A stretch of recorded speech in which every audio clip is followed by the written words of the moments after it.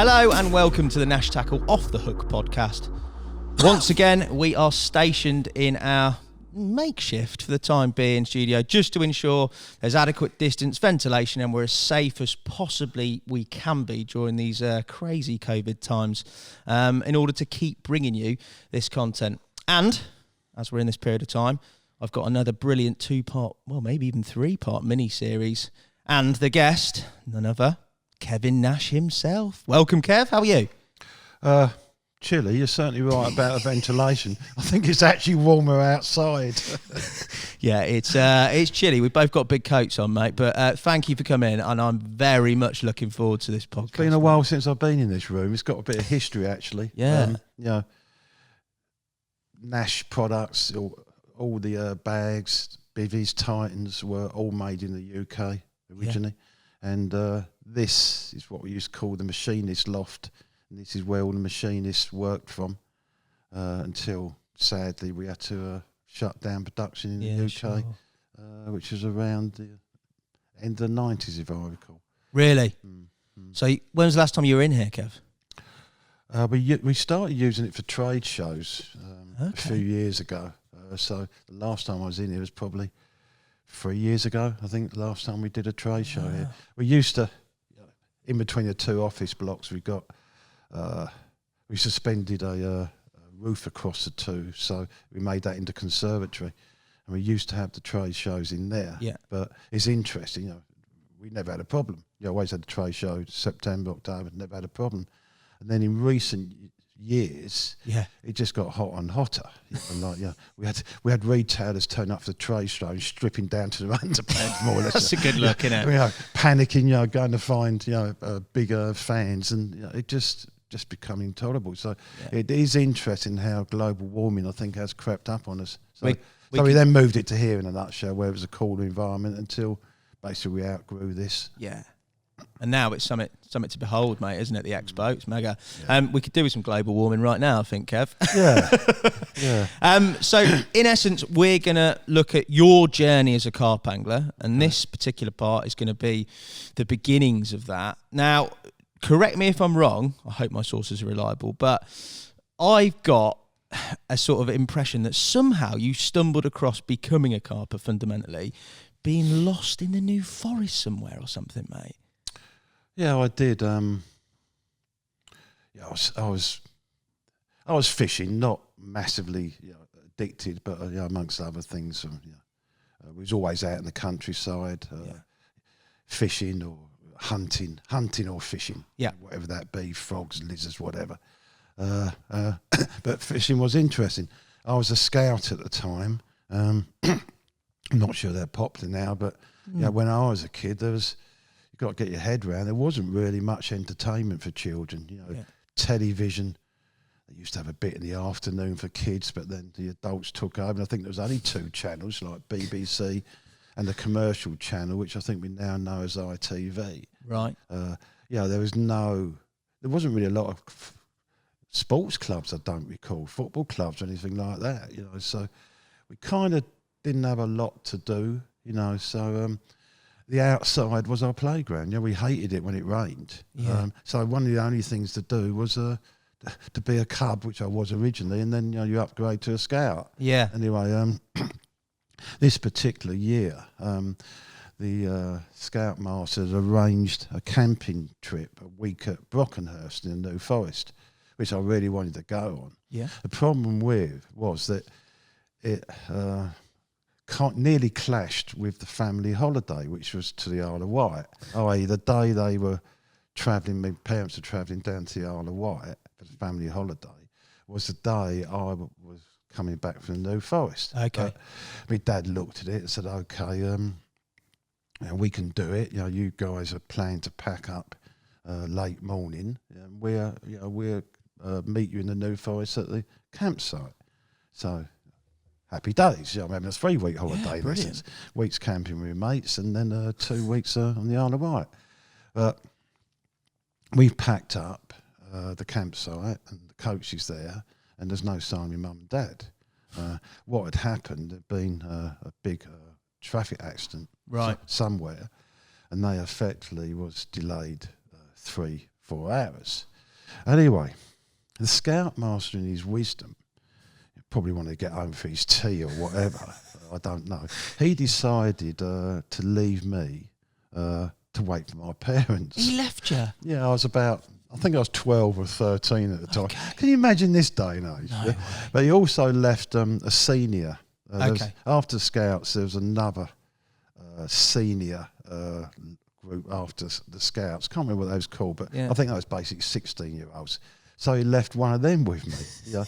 Yeah. So thinking back now, the plan must have been then I got picked up, and this senior scout who was 16 would then find his way back to Essex. I'm not quite sure what his mum and dad were thinking of that. I don't know. Anyway, but cut long story short, where the plan went wrong was the huge delay my parents had. So we were waiting by the side of the road. 2-3 hours later, this farmer come along and took praised the situation, didn't think it was right. Yeah. So he took us home to his farm. I think he must have rang the senior scout master's parents. Okay. And it was agreed that he would, me and him would trek home to their house. And I would stay there until they would work out, what to do with me. The farm, I think, left a note, a sign somewhere. Anyway, because I do recall my parents did make contact with the farmer somehow. Oh, okay. And then the farmer rang home where this scout lived and told their parents. So in essence, my parents had to turn it all the way around, another 3, 4, 5 hour journey probably in those days. Wow. Back to Essex and to pick me up the that night and next morning. No, it was the next day they turned up. I remember because I slept there. Anyway, so we're travelling home, and the two things I remember about it was a train firstly from Brockenhurst to London, and it was the last steam train in operation in the UK. Steam train? Yeah, I'd never been on one. Yeah, but it was a steam train. I also remember they came round and served coffee. And it's probably the first coffee I ever had with real cream in it. I still taste that coffee. It's the best coffee I've ever had to this day. But before we got on the train, we was on the platform, and this senior scoutmaster, I guess, trying to cheer me up. He said, "You want to buy a comic magazine or whatever?" Anyway, there was a magazine, a copy of The Angling, which was one of maybe 2, maybe 3 magazines at that era, but it was by far the most popular. It covered every discipline. That's where they went on to change. So from game fishing, sea fishing, course fishing, whatever. But I just looked at the cover and it just blew me away. It was a guy in a floppy hat with all the edges, all frayed, and he was kneeling down, and he had 2 carp running up his knees. Right. I get looking back, they might have been doubles, I don't know. Yeah. But it was just such an iconic picture. It just blew me away. And I said, I want to buy that magazine. I can't even remember if there was a carp article in it. There probably was, but it was that cover. It was a cover of that magazine that made me really want to catch a carp. Because funny enough, there was a bit of a buzz about carp at this time. Okay. I can't really recollect, or I'm not really sure I even tried to understand, but I guess we're talking the 50s. Dick Walker has blown the angling world apart by catching this huge 44-pound carp from an unknown small farm pond in Herefordshire called Redmar, and that really definitely put shockwaves through the angling community. Number one, the size, but most notably carp were considered so difficult to catch. Impossible, Yeah, there's a book, I think it was written in the 30s by some really famous angler at the time, can't think of his name, but he basically wrote words to the effect that carp were virtually impossible to catch because they had such a large brain, bigger than the other fish. They were so intelligent. You wouldn't trick them out on stout tackle. You could only trick them on fine tackle, and then because of their strength, they'd smash you. So they was virtually written off until Dick Walker, bless him, come along and set to prove it all that wrong, which he did. So I'm guessing from there, the interest in carp triggered people to go into rearing them. The fish farmers switched to carp, and they started rearing them. By this time, so what we're talking 67-ish, they were becoming just about available. Kent probably had the first most widespread stocking of carp, and that's because the Thames Water Authority actually got a grant from the government to start rearing them. Really? Yeah, so basically the government funded the rearing of carp, and so the Thames Water started rearing them and stocked them throughout the Kent area. And that is probably why Kent become the first, I would suggest, real hotbed for carp fishing.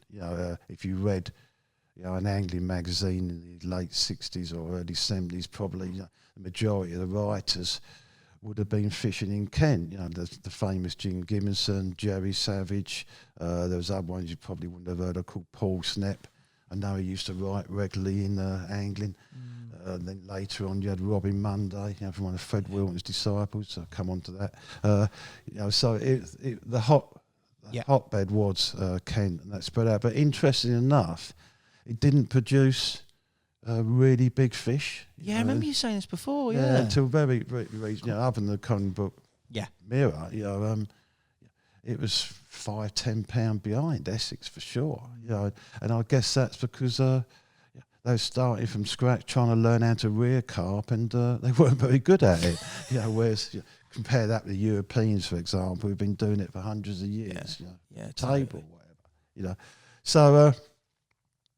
So where was it? So I'd been transfixed by this picture of these carp, because up until then, as I said, there's people write about them, you're starting to see them, but we weren't interested in catching them. For the simple reason, because it was sour grapes, because they weren't in any of the farm ponds or whatever we fish. You haven't got access to them. So I don't want to catch them things, but that changed everything. Then got back, I had my holiday in the Isle of Wight. Nice. My dad is severely pissed. And as soon as we get home, he marches me down the road to the Scoutmaster's house. And I can still remember knocking on the door and my old man going berserk at the Scoutmaster, which I have to say, I think he had a point, don't you? But anyway, somehow it got smoothed over when the Scoutmaster offered me membership of Rayleigh Angling Club. He was a secretary. Bargaining tool. Something must have happened. Yeah. He was a secretary of Rayleigh Angling Club, and it was virtually impossible to get in. But I did know about it because there was a kid at school called Dermot Malone.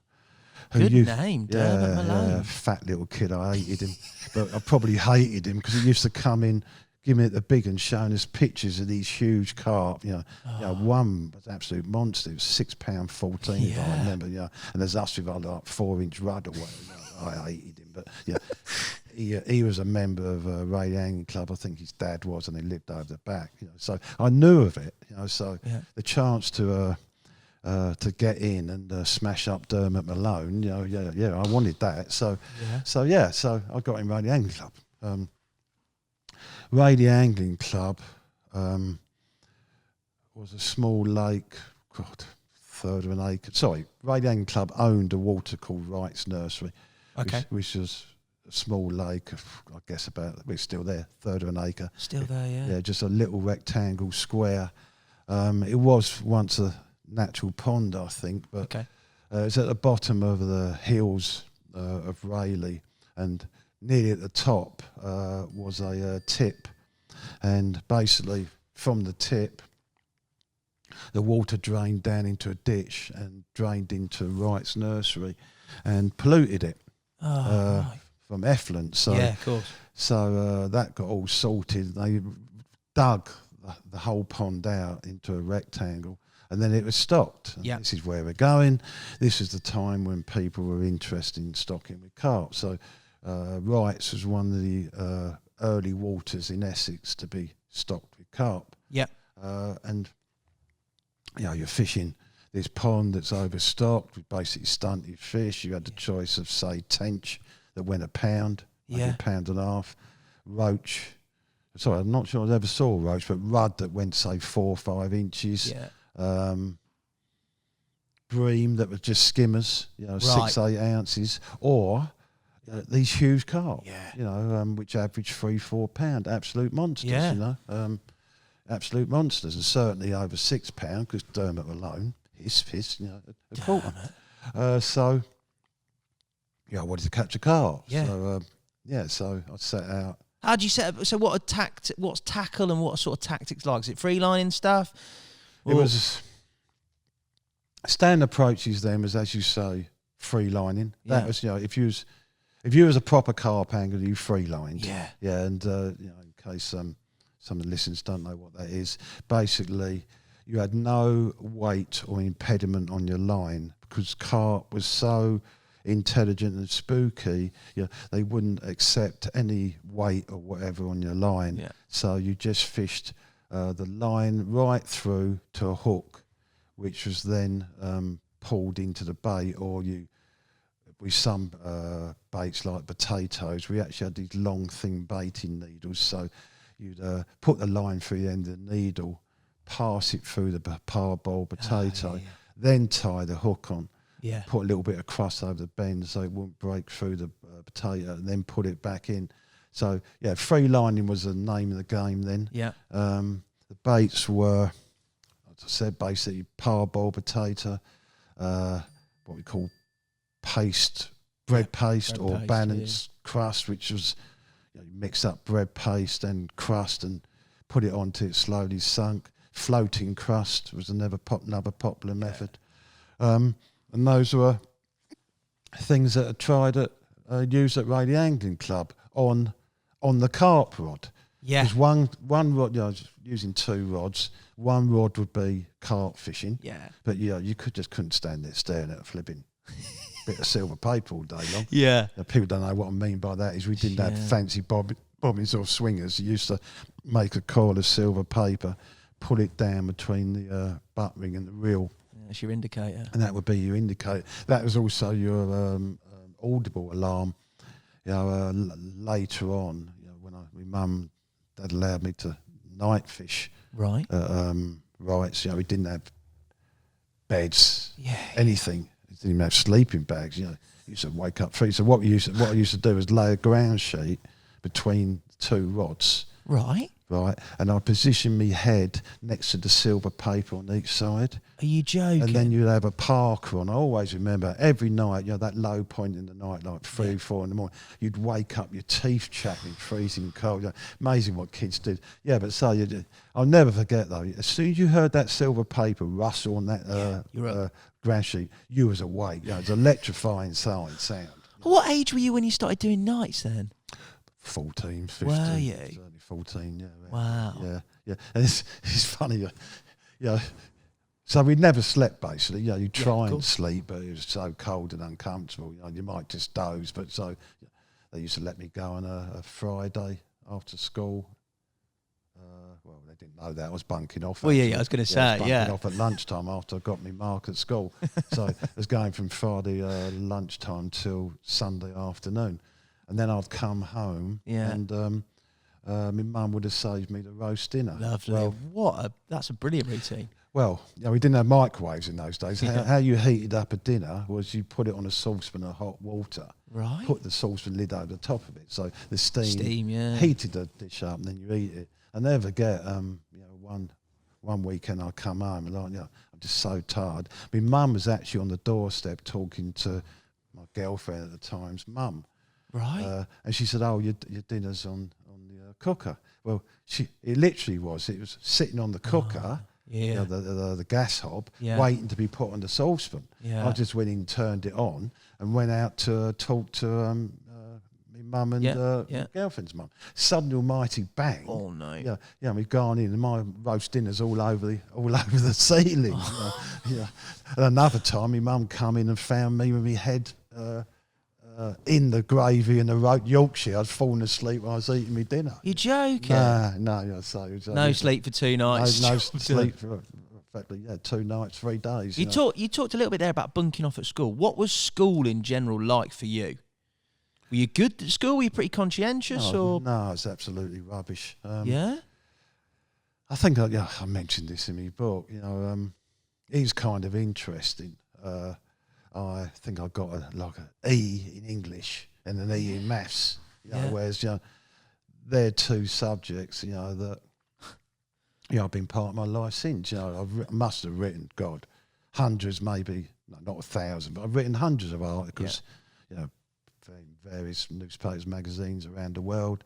I've written 3 rig books. Is that right? 3 rig books. Yeah. I've written 2 autobiographies. So I have a reasonable command of English. I got an E at school. And plus a business, figures, accounting. I've got a reasonable command of maths, and I got an E at school. How's that work? Well, it's simple. I think school failed me, and so many. Unless you were super bright, where you go to what was called grammar schools, you were just at the dregs, and dare I suggest it, the teachers were at a similar level. They just didn't give a shit. I don't think they was at all committed or passionate. So I failed miserably. I had one chance. There was a geography teacher. That was in 3rd year seniors, whatever year that makes you. 14, is that? Yeah. Essentially around the same time you're doing these nights. Yeah. Yeah. He loved fishing, and he knew I was fanatical, and and I caught carp. So anyway, after the geography lesson finished, he said, "Oh, you got a minute?" And he started tapping me up and talking about fishing because he just loved it. And I actually become really good at geography. It's the only O level I ever left school with in the end. Really? Become really good at it. And it's kind of simple because that was the only teacher that took any interest in me. So I think it did illustrate I did have something, but the system never allowed it to come out. I always, actually just say, I put it in the book, my schooling, my chance of decent schooling failed with him when he got nicked and locked up for stealing and selling stolen goods. That's my geography teacher. Side business, mate. The old teacher wage isn't brilliant. So that was the end of that. So you're about 14 at this time. You're doing some nights down at a Rayleigh Angling Club. Did your angling progress within the club, or did you stay on that sort of lake? Did you go to any others? 14, 15, 16, I also got an interest in match fishing. All the local clubs used to have inter club matches, and Dermot Malone was the junior champion. Dermot again. Yeah. I got in the first season. I got in halfway through the season because I think it was probably the summer holidays when the fateful camping trip to Brockenhurst. And there'd probably been half the matches, but I came second. Ooh. I couldn't catch him because, like I said, he had too big a start. But the next season, I wiped him out. In fact, I took every single cup going as a junior. Really? They've still got the cups. Biggest carp in a match. Biggest weight in a match. The championship. Wow. In fact, a good friend of mine, Nick North, who used to be a junior with me, he's now the chairman. Is he? Yeah, and he's still got those cups. Yeah. No way. So I was very interested in match fishing, as well as carp fishing. Yeah. So we started going to other waters, match fishing. Yeah. Not carp fishing. This was also the day when match fishing was huge in the UK, where you get 400 or 500 peggers. Yeah, I'm not even sure. Do you get a match that big nowadays? I think the Junior Canal Championships was 100 kids last year, so they're getting up there, but they're not 400 or 500 seniors. kids. I mean, what's the biggest senior? No, mate, nowhere near. No, but that's they were quite. They were regular. I think 400 peggers. Yeah. In fact, there was the Essex Championships on the River Chelmer. I come fourth in that. Wow. Was it all running line work here, or is it pole based, or where are we in terms of tackle for match fishing? Behave like you'd had roach poles, which were a cane stick. Yeah. They had long gone now. Yeah, we're talking basically 13 foot. Yeah. Match rods, glass. The king mate at the time was Abu. They had an Abu Mark 5 and an Abu Mark 6. Yeah. I had both of them. I was a dog's body. I had all the latest match tackle. In fact, there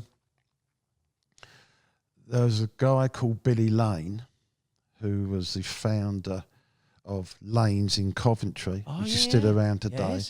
Yes. He become famous because he, I think I'm right in saying, was the first Englishman to win the World Championships. Right, wow. His name was Billy Lane. He used to write a series in Angler's Mail called Billy Lane's Encyclopedia of Float Fishing. Right. He also had a float making factory and a maggot farm, actually. Wow. And he used to produce these floats that are works of art. Called the company's called Ultra. Yeah. There's works of art, and there was a shop in Southend.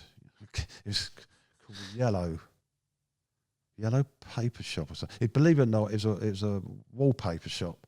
Really? Sold wallpaper and paint. But the owner obviously was a fisherman, because in the back he had a little fishing department. And this was the only place you could get ultra floats that I knew. Really? So I used to, so fanatical. I used to jump on the train and, go down there when I'd heard he had some in and buy them. And I ended up with this beautiful stained wooden float box with all my ultra floats in. And when I gave up match fishing, there was a sale and swap column in the Angler's Mail. I put it for sale in there. And do you know what? Where do you reckon a bloke come from to buy it off me? Oh, not somewhere crazy up north and miles Coventry, away. where Billy Lane Oh, come no way. from. Drove all the way from Coventry down to Essex. He just gone the lanes. Yeah, well, so that's how rare these floats were. It's mad situation. And as soon as he sold them, made them, they were sold. Wow. So I was. There's another local club called Prittle Angling Club. We used to pop down there because we had exchange tickets. But basically the only time I fished other waters was matches. Fishing, really. Mm. Wow. And then for you, work-wise, like, were you left school and went into, did you do any sort of, I don't know, Saturday boy at a tackle shop, anything like that? Yeah, don't you? Yeah. This was a time when there wasn't a lot of money around, although money was just starting to become available. You have to understand the history of the UK. We won the war, but it damn nigh slaughtered us. We were skint after it. The amount of money or support we got from America, they was pretty hard on being paid back. Yeah, a crippling effect, wasn't it? It's kind of interesting, isn't it? The last thing you want to do is win a war. Look at those who lose wars. Look how they then went on. The Germans and the Japanese, to be huge industrial bases. But so we had rationing in the UK. I think that went right up to the mid '60s. I can remember Mum having a rationing book to buy meat from the butchers. Wow. Yeah, so it was austere times, and then it started coming good. Yeah. Definitely mid '60s onwards. It became good. There's a bit of money around. The kids, I think, were the first to react to that. They wanted a better life, and it was the explosion of an entirely new era in English history, and it was a time, when it was a revolution, really. Yeah, of course. Music as one example. Out of that, we've gone from the music that your mum and dad used to listen to, the music that they hated, and so we loved, because you always rebelled against your parents. You had the Beatles specifically, Elvis Presley, a bit before that. Then later come the Rolling Stones, who were the dark boys. So I was a Rolling Stone fan. Yeah. The same thing happened with clothes, everything. The same thing happened in fishing as well, carp fishing anyway. But I was because my mum and dad didn't have any money, in essence, I never got pocket money. So I had to work for it. So I was doing a paper round. Yeah. So I was marking the papers. Right. Getting up at 4 or 5 in the morning to go to the shop to mark the papers up for each paper boy. Then I'd do my paper round. Then I'd go back and do a relief if no one turned up. Hence the reason I'm an early bird. You know, I'll get up 2, 3 o'clock in the morning, but I don't want to work after 5. And then to get extra money at the age of 14, you was allowed to work in shops. So I got a job filling the shelves 2 evenings a week and Saturdays in Tesco's.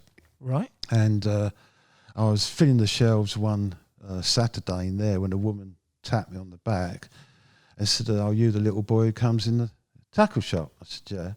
She was one of the lady assistants. Right. And she said, "Would you be interested in a job?" Well, they had a lad called Malcolm Freund who worked in there all week. Okay. He decided to go up to London and get a job in a department store called Gamages. Right. And so he left. He'd gone, He left this shop, which was called Grant's, which was a sports, toys and fishing tackle department. Yeah. I guess they kind of felt they needed a set. Oh, I know what it probably was. You know, all the maggots and all that. The women didn't want to have to sieve all that, so they decided, they wanted a Saturday boy. So as they see me, I got the job. So poached at Tesco's. Wow, mate. Poached at Tesco's. Poached at Tesco's on the baked beans shelf, I think. Yeah, it was. What was it like in terms of tackle available at that time within that tackle shop? Very, very basic. Yeah. Probably, the tackle counter and thus the area behind it where the tackle was stored, which was in tar stock, was probably 5 foot long. Wow. So you that, and so you had 2 foot that way and say 5 foot behind you. That was in tar stock. Very, very, very minimal. There was one catalogue, one wholesaler called PDQ, Pegley Davis, and that was about that thick. And they, in essence, were the wholesaler of all tackle at the time. Okay. I remember when these other companies started. One called Foreshore, that didn't last long. One called Milbro, which I think I'm right in saying merged with Darwa, or else so it had some connection with Darwa. Okay. And that's how Darwa come out. But I don't know if there was 3 or 4 companies selling tackle at the time. That was it. Yeah. And Pegley, was like the Amazon of today. Yeah. Not they're selling direct, but they was that big. There's very little tackle around really. What about, dare I ask, any sort of carp specific tackle at this time, or is it mainly match stuff? It's pleasure match. Yeah. So you'd have your wicker basket. Yeah, nice. To sit on. Yeah. So basket bum come about, as they called it. You'd have your so-called match rods, 11, 12, 13 foot long. Yeah. You'd have the reels, the lines, floats, the accessories. That was, and the landing net, the keep net. That would be basically it. Yeah. On the carp fishing front, thanks to Dick Walker, there was a couple of brands of so-called carp hook. Right. Recognised by the size. They would go, instead of being a 16 or 14, whatever you're using for match fishing, they would go up to size 2. Yeah. If you took a 4-inch now and bent it, it probably would have been sharper. Brilliant. Yeah. Other specific carp tackle, you had carp rods. Dick Walker designed the famous Mark IV, which was split cane. Then there was a lighter one called the Avon. The Mark IV would have had a test curve of 1 3/4. Yeah. That's all. What a beast. Yeah, 10 foot long. Yeah. It's funny how we've now gone full circle back to 10 foot rods. Then fiberglass was appearing. Well, fiberglass was appearing now. Yeah, when I'm this age. So you was getting fiberglass Mark IV carp rods by Bruce and Walker and B. James, if I remember. And really, these rods are work of art. I've actually got mine still in the office. We'll take a picture of it, put it up. But not only, it's making a split cane carp rod a work of art. There was also whipped all the way up, like intermediate individual whippings. Wow. Like 3-4 strands, all the way up. Immense works of art. So there was a landing net by a company called FGCO. That was aluminium arms, block and handle. The mesh, the mesh was like eighth of an inch thick. The mesh alone probably weighed 3-4 pounds. You could never lifted it yourself and netted a carp. A mate had to do that for you. So specific actual bite alarm. So specific actual products at the time. There was a couple of hooks. Yeah. Again, Dick had been responsible for the first commercial bite alarm made by. It was called Heron. I can't remember who made it. It's basically a plastic head to rest your rod in, and an antennae come out. You looped your line round the antennae. So that got pulled to the centre and closed the contact. It was attached to a cable and then went back to a plastic box with a red lens in it. It used to vibrate and that. So you had hooks, the bite alarm, the landing net, and so-called dedicated carp rods. Those were the. That's amazing, isn't it? They were the only items of tackle dedicated or specifically designed for carp fishing. From that to what you see now, I mean, how many lines have we got here? It's ridiculous, mate, isn't it? Ridiculous, isn't it? It's ridiculous. It's absolutely mad. What were your sort of memories or day-to-day tasks, if you like, within that tackle shop when you were working there? I always remember the maggots. So this is a time when so many gallons of maggots were sold. So my job was definitely cleaning maggots and getting them all ready. I always remember opening days. It was. I used to hate the close season. Yeah. Again, I guess same. Unlike today, no fisherman ever went in your shop in the close season, so it's so boring. You used to hate it when it's slow, but then it was completely opposite on opening day. Every the day before. So if the opening day was on a Sunday, the most busy day.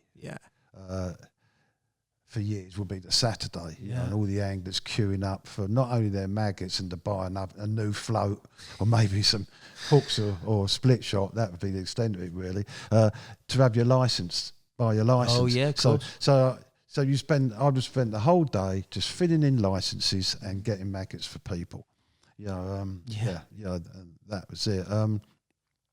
Also, by the way, I guess this is when my first step into manufacture. Really? We're talking a bit late here because, believe it or not, I actually kept working as a Saturday boy until I was about top teens. Really? Yeah. I got a job as an apprentice, but I hated it. Why? Why? What was it? Engineering, I hated it. We'll come back to that in a minute, but I hated it. Whereas I loved working the tackle shop. So I kept working that tackle shop on Saturdays, much to the chagrin of my engineering boss. He used to hate me for not working Saturday mornings like everyone else did. But sometime, I guess when I was about 18, 19, a company called Sunridge come along, and they started selling carp rod blanks with the handles, cork handles made, part-made rods, but those ridiculous grey colour. Grey colour? Yeah, this theory, if you had your rod propped up on the rod rest and a fish come along and looked up, you wouldn't see the rod because it matched the sky.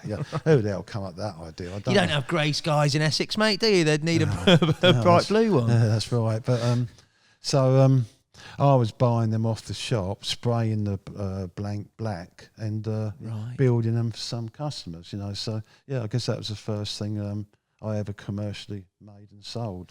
That I mean, it's a sign of the times, but it's also you, isn't it? That sort of entrepreneurial spirit is in you from literally day one, isn't it? Well, an entrepreneurial spirit, mate. It was being skint. Yeah, I mentioned earlier about the Abu 5 and Abu Mark 6 rods I had, and all the floats. My jobs basically add up to half an adult wage at the time. Really? And I didn't have a family or a mortgage. Yeah. So I had so much free money out of sheer hard work that I kind of got a taste for that good life, if you like. Yeah. And I think that is probably the grounding for the life I've had, which has basically been the philosophy: work hard. Yeah. And you get your rewards. Yeah. Get the rewards. Yeah. Tackle shops, early days. It's an amazing time, that, isn't it? Like, as you say, the very start of everything, really, in terms of what we see now. Tackle, especially, mate. Mad. You couldn't really buy any, as I said. And I think the tackle trade was also, it was getting a bit of a doldrums, and it was in the city. I don't actually know the history there commercially, because I wasn't in the industry, but I do remember that when I joined Darwa, we'll talk about that later. Yeah. John Middleton said a year or two later that carp fishing has saved the tackle trade. So it must have been getting in the right poor state. I can only assume, because other brands were starting, there wasn't enough cake for any brand. Because there wasn't this great range of tackle. Yeah, maybe. Bizarre. So in terms of your tackle shop work, you obviously carried that on a long time. We'll skip back a little bit with regards to you actually leaving school. So in terms of you leaving school, did you have any plan? You're always a grafter, but did you have any plan with what you wanted to do next? Well, the only plan you had was you had to get a job. Yeah. Yeah. Again, we live in a completely different world. The day you left school, the day after you left school, you had to walk into a job. There's no ifs or buts. That's how it was. I suppose you would have got chucked out by your mum and dad if you hadn't. And I didn't know what I wanted to do. I wasn't any good at anything. Reference my school report. So you kind of followed your father. Okay. My father was engineering background. He was actually what's called a vehicle bodybuilder. Right. His whole engineering career was building car bodies or later lorries. When he was young, cars had wooden chassis and things. And then they excuse me. Then they built the body on it. Yeah. Real skilled stuff, making panels, for car bodies, and same with lorries. A customer just bought the chassis, and then the body of the lorry was designed for their specific use, whether it be a refrigerated lorry or a cattle truck. It's funny I mentioned that. I just remembered that we lived in an unmade road with a dead end, and for a lot of my childhood, there was cattle trucks parked outside where my dad was restoring them for farmers or whatever, for the cattle truck to take the cattle to market as a part-time job. Wow. To earn extra money, to supplement beyond. That's really skilled work, isn't it, mate? That. Yeah, it was skilled work, but again, I'm also making the point he had to do it because there wasn't enough money to support the family. We only. My mum used to buy a joint of beef or meat once a week. She'd get that on the Saturday, and we'd have it Saturday, Sunday. Saturday as a roast. Sorry, Sunday as a roast. Monday cold, and then she'd mince up the rest, and we'd have it as a cottage or a shepherd's pie on the Tuesday. And then it'd be sausage or whatever. That's how tight money was. Yeah. And this is a middle class family. Talking about what would be to construe middle class in those days. So I was kind of forced, if you like, into engineering, and I got an apprenticeship as a tool maker. Sorry, I didn't get an apprenticeship as a tool. Yes, I did. I got an apprenticeship as a tool maker, and I hated every minute of it from day one. Really? Yeah, I was effectively, I was used as a source of cheap labour, really. Yeah. You know, I wasn't getting. I was being sent to college, but I wasn't getting proper in the factory training. Yeah. I just used to press buttons. You know, You're getting a job done basically, and they're not having to pay you like. Instead of paying an adult, drilling, monotonously all day long. You know, they paid the kid £6.45 a week, by the way. £6.45 a week. Yeah, and I hated every moment.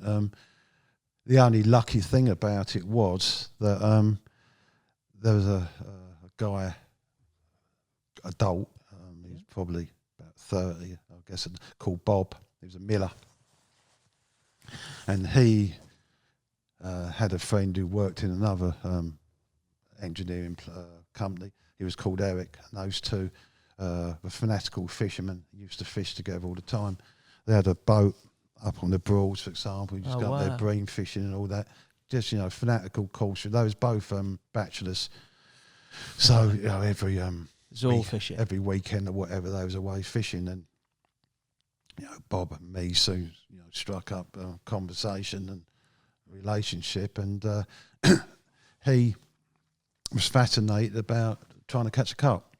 Really? So they both asked me if I could take them carp fishing to Wright's Nursery, which is what I did. Yeah, and that's how that started, Bob and Eric. Wow. So that's obviously a result. In terms of your angling during this time, you said obviously you're still at the Raider clubs. Was there a link then with Bob and Eric in terms of where your angling went with them, or was it just that one-off carp sort of session? No, it wasn't. We got on well. So I worked with Bob. We got on well. We all got one thing in common. We love fishing. They're getting an interest in carp fishing. They had one thing I didn't have. Oh, hello. A car. Yeah. I couldn't drive. Yeah.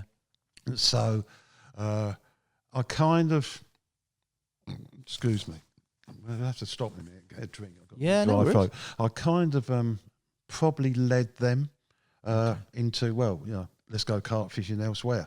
So they had the wheels. Yeah, perfect. I had the drive, excuse the pun, and the ambition.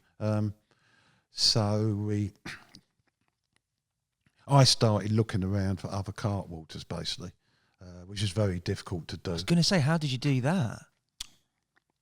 I had the advantage of the job in radio angling, in the tackle shop. Yeah. Where customers are coming all the time. I initially asked them where they fished. And every time a water was mentioned, I didn't know. I'd inquire what was in it. Yeah.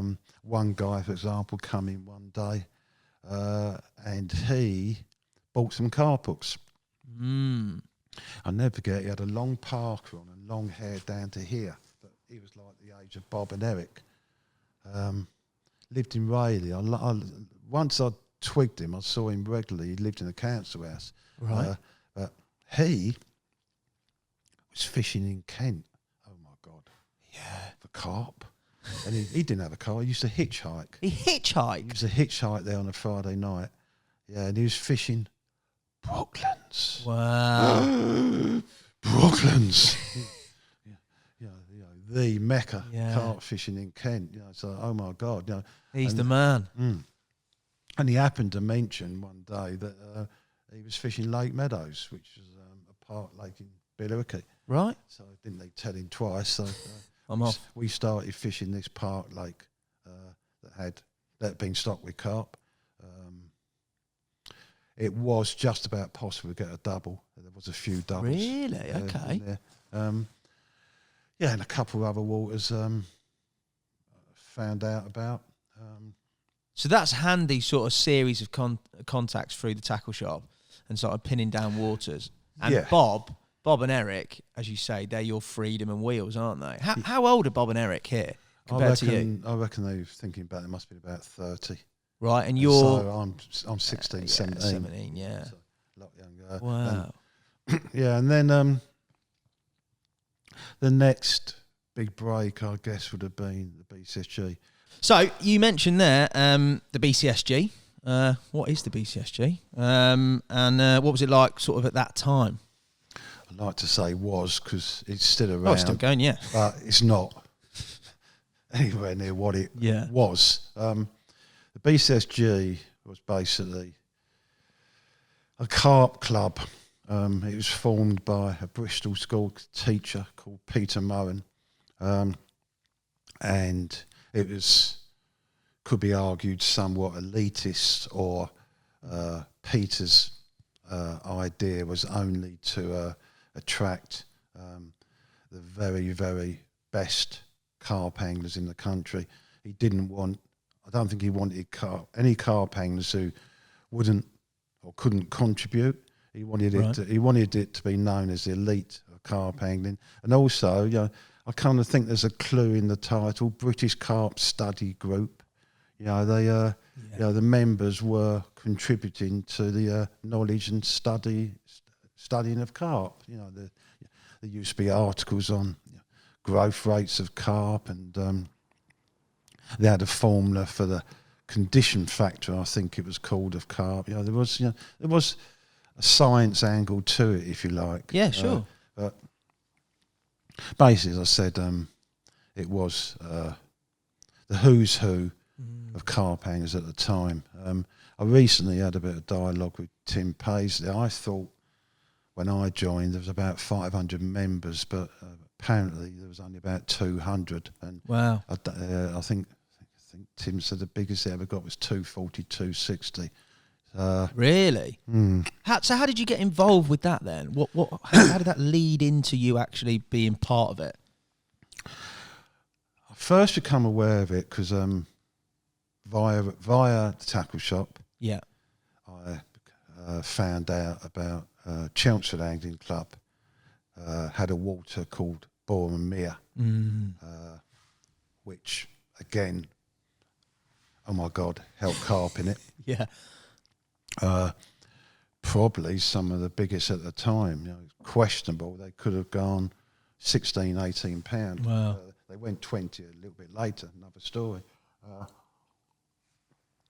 So me, Bob, and Eric joined the club and went over there a few times. The first time I walked round a corner. There's this swim with a good view of the main island. And in the middle of the swim was a pile of blankets with cables going out to some bite alarms. All right. And I could just make out one end of the pile of blankets there was a hat. So, you know, there's a bloke in there, you know. So I went up there and said, you know, caught anything, mate? Nothing. Hey, mate, you caught anything? Nothing.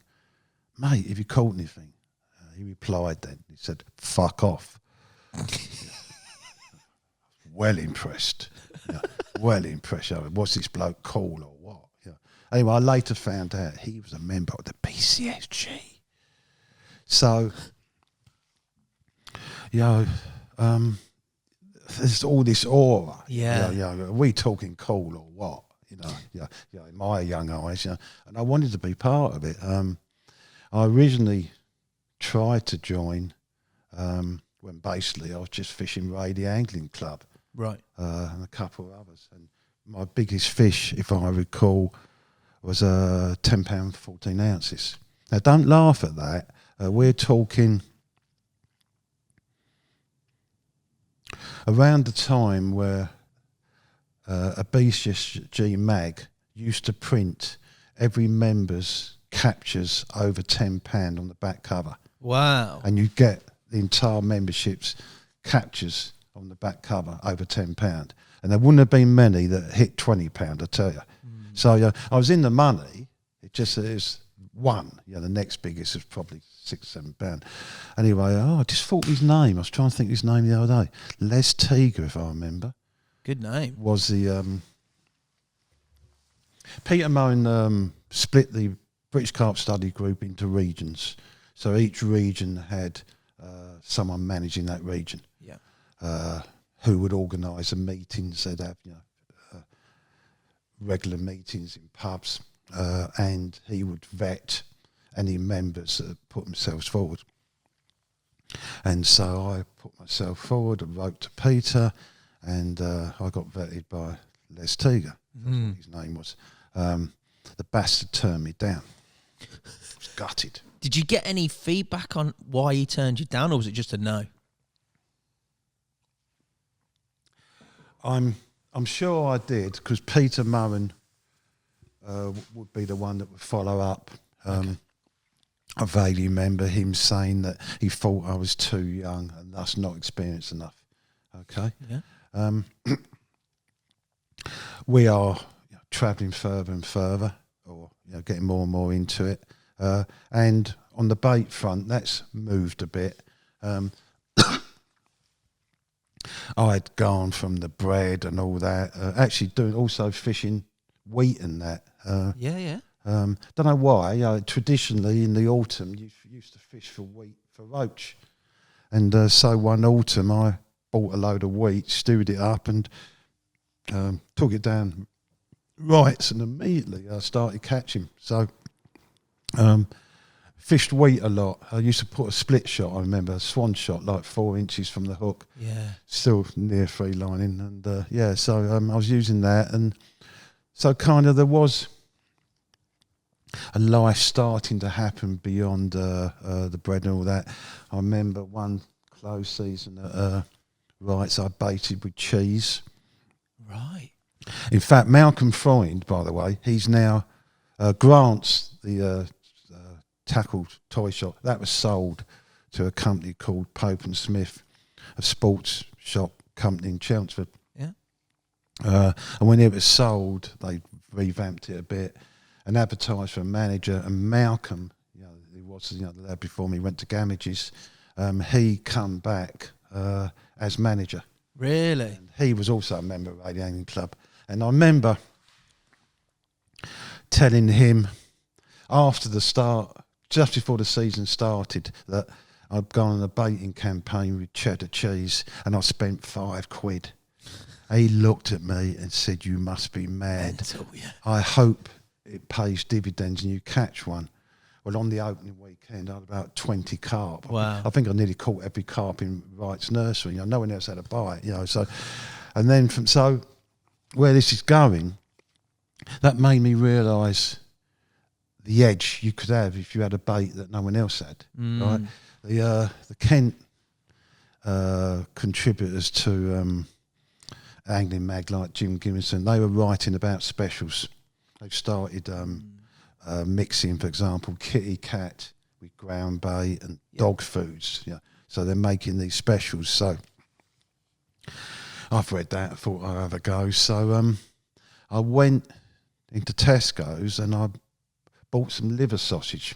Must have heard somewhere about the attraction of liver. Yeah. So I bought some liver sausage, mixed that up with ground bait, I think, and I come up with this pretty good special, and that become the main bait for me, Bob and Eric. Anyway, there'd been a county show in Essex every year. It's called the Essex Show, right enough, at Chelmsford. Yeah. And the old water authority at the time, excuse me, I got dry throat today, used to always have a stand, and there'd be this huge tank, and it had carp in it, and some, in my eyes, some really good ones. Yeah. Anyway, I can't remember how, but I made inquiries and found out that they shared part of I'll call it a stately home at Braxted, called Braxted Hall or Park.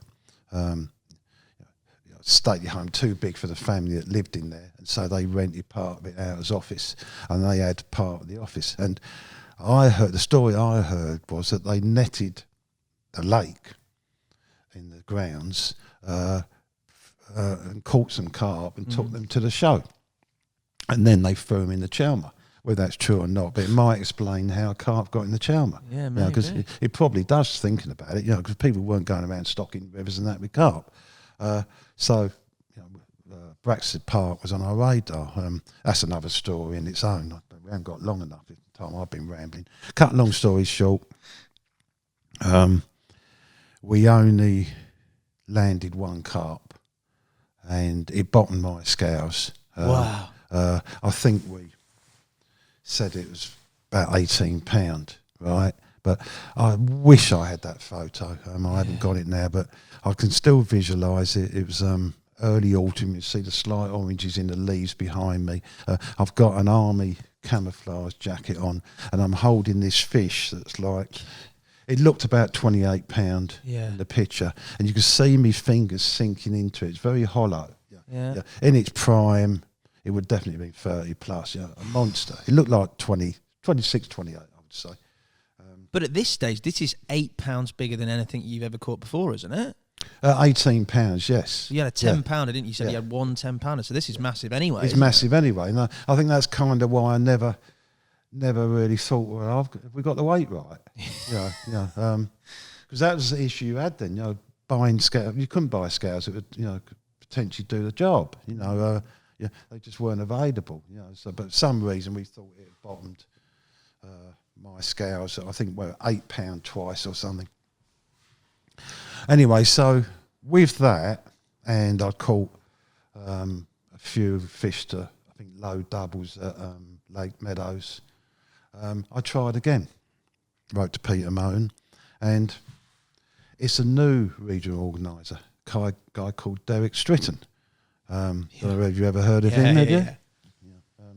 Another school teacher, funny enough. Was he a teacher?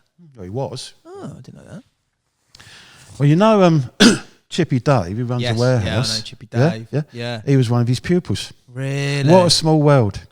I know Chippy Dave was pretty influential in Alan's sort of, rise to Nash, etc. But, yeah, what a small world. Yeah, well, anyway, I go back to I think he come from Edmonton or somewhere in deepest, darkest, London. Could have been Africa for me. I was a country boy. Yeah. And anyway, I got the letter that he would interview me. Ooh. Okay. So my first issue is I've got to get on a train to London, and then I've got to get on the underground. Scared the shit out of me. Did it? Oh, absolutely, Hassan. Scared the shit out of me. Yeah. I'm looking at that map thinking, what the fuck? Yeah. I think I basically got to Edmonton Station by just asking people all the way. Anyway, so I got off, and then I remember it was a dark winter's night walking to his house.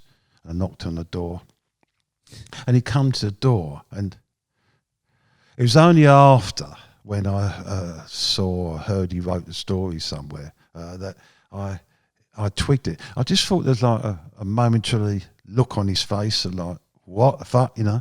Anyway, he said, he said, I'll tell you what, let's go down, the pub, get out of the house. So he took me down there. Anyway, he took me in the pub and like, go sit in the corner, quick. Kind of that kind of thing. What? Yeah. Well, I'm 16, 17. You're hiding, you? Yeah. And I wasn't really old enough to be in the pub, 17, Anyway, it turned out later that he didn't realise I was only 17. I was the youngest person to get in the BCSG, by the way. Wow. He didn't realise I was 17. He thought I was a lot older. And house full. He couldn't interview me in his house, so he planned to take me to the pub. He had no choice to do that, but had to hide me in a dark corner. Anyway, basically, I get a letter from Peter Moan. He gave me no indication. I got in. I actually thought I hadn't. And I got a letter from Peter Moan. You're in. Wow. And again, Derek wrote later that he said I was, words to effect, I was a cocky little fucker, but he saw something in me. Yeah. He saw something in me. I guess that may have been the skid of being a teacher. So he took a punt on me, and he also said he got a lot of criticism for it. Did he, from other members? That when I turned up at the regional meetings, the other more adult people saying, "What the fuck you doing letting this kid in?" Because there was a lot of snobbery, I guess. Yeah. So I'm in the BCSG. Wow. And I have to say, it's one of the biggest defining moments in my life. I think it changed everything. In your life, bigger than fishing. What sort of things did it change for you? Well, it meant that I'm now tapped into, the only source of, information on carp fishing. You've got, like I said, there's 200 members. That in essence is the carp anglers of the day. Yeah. You see the odd person who's read a bit and they're trying to get into it, but there just wasn't really any other kindred spirits out there. We join Walters. Number one, we're joining them on the basis that we've heard they've definitely got maybe a few carping, or there's a rumour they've got carping. Yeah. You'd never ever really see other carp anglers on them, except for the handful. And when I'm saying handful, as I'm saying that, I'm thinking 3, 4, maybe 5 waters in Essex, which were known to hold reasonable carp stocks, and that's where you might see the only other member of the BSSG. I think I bumped into, 3 members at my time in Essex, and I think I'd looked at the list and there's another 2. Really? And I never saw them. I actually think I wrote to both of them, never even got a reply. Yeah. So the entire, if you want to put it more or less, the entire number of really keen fanatical carp anglers in Essex at the time was 5. Wow. Yeah. Amazing. What so your angle at the time, you said there during this time you've joined the Chelmsford with Bob and Eric, so you're sort of doing a bit around those waters. In terms of tackle at this point, has it come on a little bit, or are you still sort of one SSG, similar rods, etc.? Are we talking pre-BCSG? We're talking as you've joined it, so just okay, as you I joined, because as I joined, tackles moved on, yes, but when I joined, maybe remind me later, I'll talk about that. But rods have moved on. With the specials and whatever, or maybe because of the waters we was fishing, the weight of the bait couldn't get the distances. Boromir is a classic example. There's an island in the middle, I guess it was, I don't know, thinking back 50, 60 yards out, that was like going to the moon then. We couldn't do it by free lining, so we'd understood that you could get away with a ledger, providing it was on a link, and it was made as frictionless as possible. It didn't entire swivel in the setup. In fact, the first article I ever wrote was in the BCSG book, and interesting enough, it's about tackle. It's about a ledger stop. No. How to make a ledger stop. What age were you when you wrote that? I wrote that when I was 17. And how was that received by everybody else? Because obviously there's all this about you being a youngster and being allowed in, and a bit of sort of, I don't know. It was a veritable revolution. Yeah. It's funny, isn't it? It just struck me with the irony of that when you think of the leg clip. But basically, so we're still attempting to free line in terms of there's no incumbent or join the line. Because if you joined a swivel into the line, for example, that was a knot and that was a weak spot. Yeah, of course. So you're still trying to go right through to the hook, but you've now got a swivel attached to 4 6 inches of line and a lead RC bomb on the end. Yeah. An ounce, I happen to say, whatever. An ounce. And somehow you've got to stop that. But you can't stop it by tying in the swivel like we do now, because that would weaken your setup. A few years after this, of course, this is how John Roberts started. Yeah. With his ledger stops, which were a tube, and you plugged it. Yeah. Remember that? Yeah, I do. Well, I come up with this genius lead stop where basically I cut the biro tube, the one with the ink in it. Yeah. Into an inch length. Right.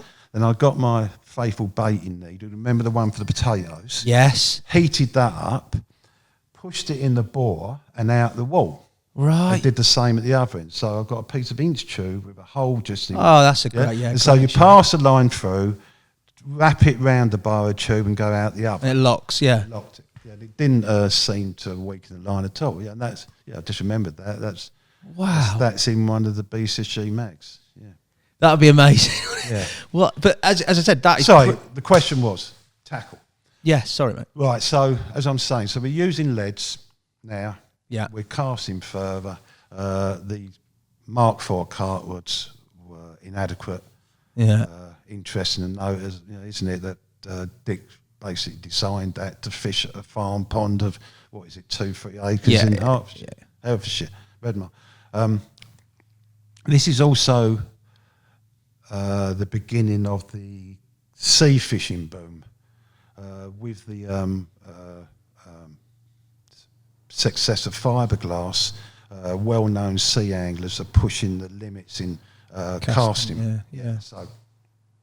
So in essence, there was a very famous sea fishing shop in Southend called Goings. Right. Really famous, one of the top tackle shops in the country for pioneering fishing rod, sea rod design. In fact, Jim Gimmerson latterly had a range of carp, a carp rod and a pike rod made by them. And his good friend, a guy called Ian Gillespie, who's a well-known sea angler, had his rod made by him. Wow. With their name on. So I was going down there and buying bass blanks. Yeah. 11 foot now and obviously more powerful. And that's what I was using to build carp rods. In fact, this thing about having big rings started. Really? You could buy these sea rods that had butt rings like that on them. Right. I'm not joking. There must have been 100 mil diameter. But they stuck off the blank too much. Okay. So I cut the legs off one, braised it all up with a thread. Yeah. And so I whipped on this base foot, if you like, on my blanks. Yeah. With just this thread sticking out. And so when I turned up at the lake, I'd get my huge rings out and screw them on. I just remembered that. Wow. Blanks are one piece. Yeah. Because the action would be ruined if you had a spigot. Yeah. And it was super cool. It's interesting. These... Even then, there's egos and that going Yeah, on. of course there is. It's fashion. Were there still 10 footers, or were you looking at I've longer? gone up to 11. Oh, 11 now. 11 is the length. Yeah. So 11 foot bass blanks, basically. And test curves? Still around Probably, one and a bit? no, gone up to probably 2 and a quarter. Right. 2 and a quarter. So it must be light bass blanks, thinking about it. Yeah, it must have gone up to about 2 and a quarter. I guess, yeah, so what we're using now. So we're now night fishing. So we're going into wherever, Woolworths, whatever stores, and buying sun loungers. Nice. They just had a cover, went over the head and the foot, really uncomfortable. Yeah. You didn't have nice flat swims like the sissies have now. Often it'd be a slope, so you'd fold the back legging.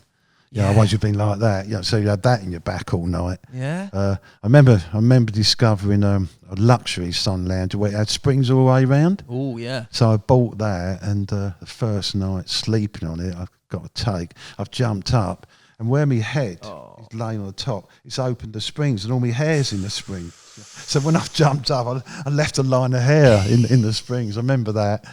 We had silly thin so-called camping sleeping bags, but remember, they're designed for that summer holiday. Like tissue paper, so you'd freeze in them. Brilliant. Chuck a ground sheet over the top if it rained, because your umbrella wasn't large enough to cover you. Yeah. I remember, by the way, when the first called Sen Marketing brought a canvas tent, in effect, to slip over your umbrella. Right. Remember that come out? That was probably about a year later. So that's that covered. We're using for insulated clothing in winter. Well, it's all ex-army. You have a lot of ex-army stores around then. So we're using basically parkas. Tank suits become really trendy for carp anglers. Cool. Oh, super cool. Yeah.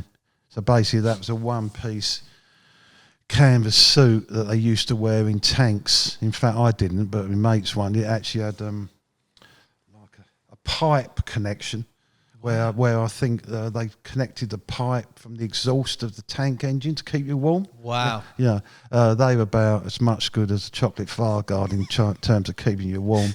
Freeze to death in them.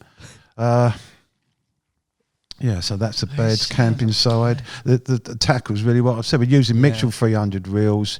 Yeah, the rods had moved on a bit. We're now on ledgers, and that's it.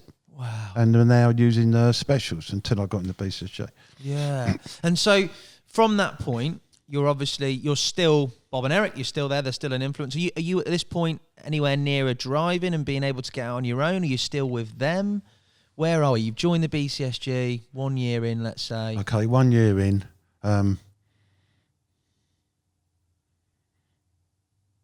I'm probably having driving lessons. Yeah. They was. I didn't have a car. Yeah. I was learning to drive. Yeah. And the only reason, the kids, why is he like basically getting on towards 20 now, 18, 19, and still not drive? It's because you didn't have the money to afford to. Yeah, of course. The lessons and all that. So. We're going fishing, and they've got L plates on the car, so I was driving everywhere in their cars. We're a year in, so I've had a bit of luck here.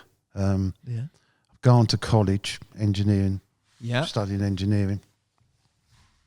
And at college, I met a lad called Max.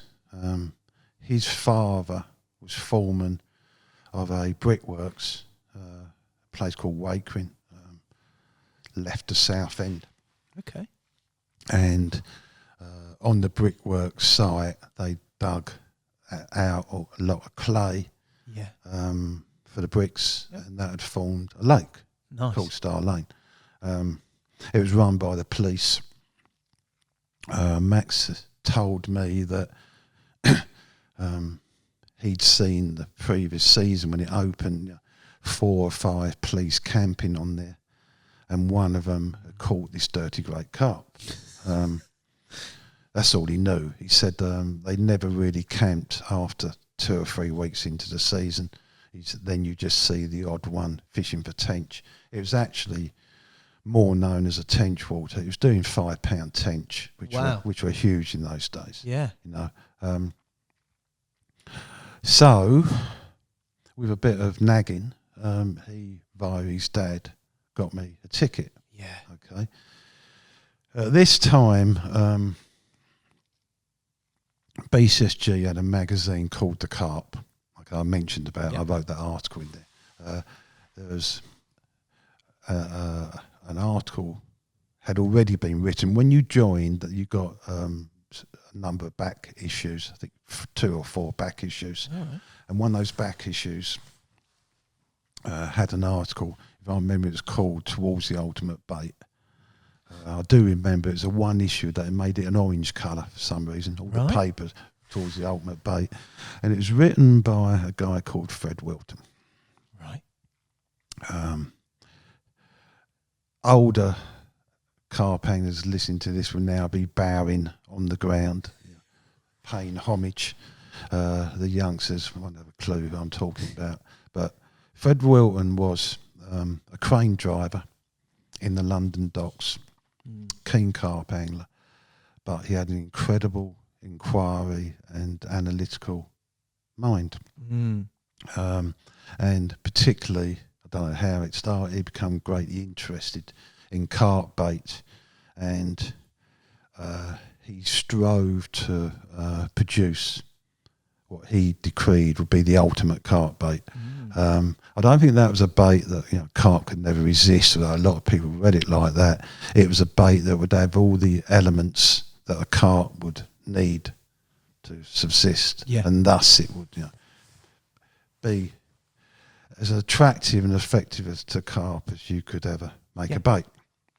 His theory being, which was massively slated in some quarters, that carp knew what was good for them. And that was slated, was it? Oh yeah, people would come back. Oh yeah, like they got a degree in Nutrition. But I got it straight away. Yeah. So I'm a nature boy. You know, I've spent all my life in nature. Yeah, and it struck me that, you know, if a fish saw its mate eaten by a pike and didn't learn to keep away from the bugger, then it would get eaten. Be dead, And you know, so you've got to learn, otherwise you become extinct. In fact, later, I'll come on to this in a minute, but I was getting scientific papers, and one of the papers I'll never forget was called "The Locomotion of a Goldfish." The locomotion of a goldfish. Yeah, it's stunning that people can go to uni and get funding to write these scientific papers. Yeah. When this one was about whether a goldfish swam more to the left or the fucking right, and it was that thick. Yeah, God knows how much funding he got for that. Yeah, but I come to the conclusion, you know, it wasn't worth the paper it was written on, because once it had proven that the goldfish did swim more to the right, then my conclusion was sooner or later, if it swam more to the right than the left, it's going to disappear up its own arse. So it couldn't have been. But what was the point of that? We were talking about Starlane getting involved in and around. Oh, Fred Welton. And Fred Welton, yeah. So, you know, so I got it. You know, you have to learn. Yeah. And, you know, and I think if you think about it, if you eat something you're sick, you won't eat it again. Yeah. Yeah, and that's for sure how mankind has learned what to eat over the years. It ate something, it either was violently ill and leave it wouldn't eat it again, or it died, and its colleagues realised he died, so we don't touch that. You know, Fred died eating that blackberry. Yeah. So it's obvious how that, you know, it happens, and it's certainly no different for fish. So I become a massive discipline of Fred's. It's worth saying, by the way, in getting his concoctions of powders, he then come up with the idea of adding egg to boil them, to make them other species of fish proof. Yeah, you know, the specials and all that. You know, we couldn't stop catching other fish, tench, bream, whatever. Yeah. With Fred's HMVs, high nutritional value baits, as they was called, he in essence invented the boilie as well. You know, so we've now got baits that are very attractive to carp, which are selecting carp. Okay, and his first article specifically discussed ingredients like PYM, PYM, Phillips yeast mixture, right? Which I think was bird food supplement. I can't remember, but you know, a high yeast thing, and so we knocked his recipe up, started going to waters and catching. We did a baiting campaign on Lake Meadows, actually. Yeah, and we've turned up. You remember I said that I'd seen a couple of BCSG members. Yeah. Two of them were on there, and they was catching. And you know, it weren't that easy, Lake Meadows. And we've turned up, and we're on there. They've turned up, and within an hour, I think they'd had a carp or two. And I saw the colour of the bait they cast out, and it was exactly the same as our pin bait. Right. So I'm gutted. You know, they've read the same article. Yeah. We've done all this baiting up, and now they're getting in the back of us. Anyway, I went to a regional meeting, and they was held at a pub called the Moby Dick on the outskirts of London. And I went, Derek Stritton, so he was running it. I went over and I told him my tale of woe and how concerned I was that these two BCSG members, who, by the way, never went to a meeting. They didn't turn up at the... So the only time I ever saw them was on Lake Meadows a couple of times. And he turned around and said, "We need a label." I went, "What?" He said, "You need a label." Derek was really interesting how he managed me. Right. He like throw me little tidbits. Yeah. Right? He wouldn't just lay it all out, which I think again was a teacher in him. Yeah. I've got to make him think and learn himself. Yeah. Yeah. Anyway, I worked it out. I need to make my own label. Yeah. In other words, flavour it with something unique. Make it stand out. Yeah, exactly. So I went in the supermarket, looked at all the flavours for cakes. Right. And I found a strawberry flavour. Yeah. And so I started flavouring our bake with strawberry. And that took me to another level. Yeah. Fred then wrote another paper which went into more higher nutritional baits, and they weren't, if you like, overpowered with the Phillips yeast, which was a strong taste on its own. And at this time, a health food shop had opened in Raleigh, and I walked in there and I couldn't believe it. There was a whole shelf of different flavours. Yes. There was a mate called Lane's. Those in these chocolate brown bottles. Real specialist cake flavouring flavours. There was chocolate, rosemary, rose d'orange. I mean Turkish. That. Yeah. I was in a bake factory, really. Yeah, literally. What a result. Yeah. So and their flavour, the Lane's flavoured strawberry, is far better than the weak one I found in the supermarket. So we had this really thick glucosey syrup. Strawberry flavour, and we've made this HMV bait, and I'm in Star Lane. I got Eric and Bob in Star Lane. It was about 15 minutes from the factory that me and Bob worked in. Right. We used to get an hour for lunch. So how it worked is... So we were on a baiting campaign, right? Yeah. And how that worked, I'd get home from work, I'd start mixing all the ingredients, crack the eggs in a bowl, and by then, Bob and Eric would turn up. So we're probably talking, I don't know, 6 o'clock. Yeah. And then we get rolling. Start rolling, yeah. Yeah, and so, after 3-4 hours, I guess we had 2 pound of bait. I was going to say, what size mix are you rolling? You're not going to... It's not. Well, it's all hand rolled, Yeah. So, we probably had, I don't know, 100, 150 boilies for 23 of us, I'd boil it and whatever, be finished and all tidied and finished by 10 o'clock. I have to say, bless my first wife Hazel, did she put up some shit? House completely smelling like a bait factory. So you're married at this point, yeah? Wow. Yeah, I got married in late teens to Hazel, bless her. Right, wow. She did get enough of it at the end. She decided to bugger off to Australia and see her brother. Is that where you drove her to? Yeah. Australia. Yeah, Australia. Brill. So you've knocked. I'll digress there. Yeah, I'll tell you a story here. Right. Yeah. Say, remind me. I've got to talk about baiting. Yeah. I've got it, mate. Yeah. I'm on. Yeah. Mad. How things go round in circles in life. So So we're in our early 20s. She wasn't happy.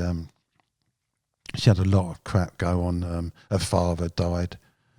She met me a month after he died, and her mother is an absolute nightmare, pisshead, who's running bars at night, horrible woman, and I think she just wanted out of a situation. So like I did really, I didn't have a happy home life, and so basically we got married when we should have thought about it a bit more, and then after a couple of years, she decided it wasn't for her. She wanted more out of life. Her brother gone to Australia, so she said to me, look, she's going to go over and see him. And I said, well, look, we might have to make a break. There's no point in pretending. So that's what happened. Yeah. Anyway, when we got engaged, I was potless, I was apprenticeship when we got engaged. Malcolm Freund, manager of tackle shop, him and his wife put an engagement party on for us in their house. Yeah. Right, bless them. Yeah. Now go forward, I think I'm about 25. Pope and Smith is failing. Malcolm left. Right, he's failing, is it? Yeah. Right, okay. Malcolm left. Yeah. Him and his wife went and got a pub somewhere. Heard that didn't work, and then I heard he got another pub, but never heard from him again. Right, so about 25. Hazel, it's my 50th birthday coming up, and I get a card saying, wishing you happy 50th birthday. Yeah. I think it'd be great to meet up.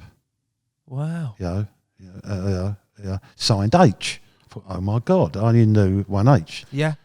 cut a long story short, she's come back from Australia. She's married, blah, blah. But she's one of these people who overthinks it. Right. And she's trying to, in all for her life, she's worried about that period and where it all went wrong and blah, blah. She just really needed to draw reconcile a line it. Yeah. So I met up with her. And I've always been one of these, just because a relationship ends doesn't mean you should never talk to them. It should be World War III. Don't burn bridges, they had a bit of your heart for a while. So why can't that always be the case? Yeah. A lot of women don't get that, by the way. But anyway, so her husband was really high up in customs, and he used to work away quite a bit. So she, for example, would call me on a Saturday morning and say, "Oh, are you doing anything today?" I'm Billy No Mates. So we meet up and go and have a cup of coffee or a walk or whatever. Anyway, this particular day, it was closed season, wasn't doing anything.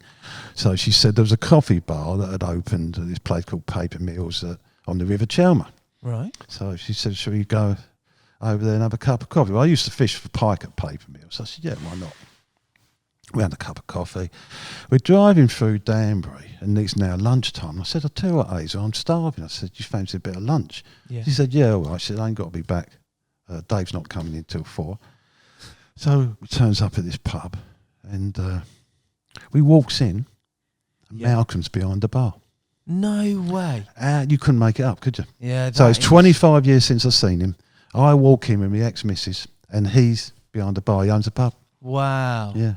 How mad's that? That is crazy, That's isn't it? crazy. Yeah, Shirley, his wife, was in the kitchen cooking. She'd come out. Oh God, there was tears everywhere. I bet, yeah. Yeah, and his so still goes to that pub now.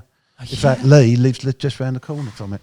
That is a crazy coincidence, isn't it? He's mad. He's mad. Anyway, back to it. So we've got these H&V baits, super carp baits. I'm putting this awesome Lane strawberry flavour in, and me and Bob got an hour for lunch. So we're roaring down to Star Lane. Yeah. Fancy free swims, no reason, no logic, there was no. These will do. Yeah, there was no, watercraft then. Yeah. Except for I worked out whatever I worked out, and they worked out whatever they worked out. So we baited them for a week. Yeah. Like probably, actually, it wasn't 150 things about. I think it was like we got 20 baits each, and then it's time to fish, which I think was a Friday evening. We didn't fish nights then to begin with. I don't know why, but anyway. Okay. So it was a Friday evening. No, it's Friday. Yeah, it was a Friday evening. We used to finish work at 4. So me and Bob had turned up, say 4:30.